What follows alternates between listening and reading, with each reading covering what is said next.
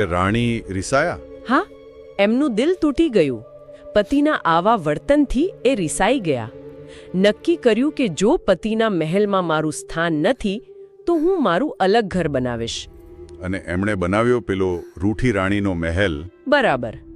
ગઢની સૌથી ઊંચી, એકદમ એકાંત ટેકરી પર એક મોટો ગ્રેનાઇટનો ખડક છે, એના પર પથ્થરોથી ગુંબજવાળો નાનો પણ મજબૂત મહેલ, લગભગ 25 ફૂટ લાંબો, 19 ફૂટ પહોળો હશે. અને ત્યાં જે એકલા રહેવા લાગ્યા, નીચે પતિનો મહેલ દેખાય અને પોતે ઉપર એકલા.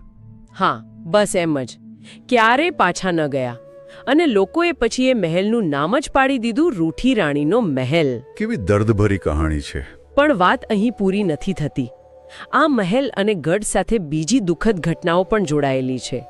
એવું કહેવાય છે કે 1900ની સાલની આસપાસ મહારાજા શિવસિંહના દીકરા ભવાનીસિંગે, ચાંદનીના ઠાકોર હતા સૂરજમલ, એમની હત્યા આ જ રૂઠી રાણીના મહેલમાં કરી હતી.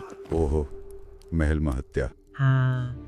અને એ પહેલા 1733માં મહારાજા આનંદસિંહજીની હત્યા પણ ગઢના એક છુપા દરવાજા પાસે થયેલી.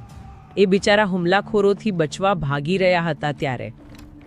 એટલે ગઢનો ઇતિહાસ ખાલી શૂરવીરતાનો જ નથી, દુઃખદ ઘટનાઓનો પણ છે. બિલકુલ. અને રહસ્ય પણ છે.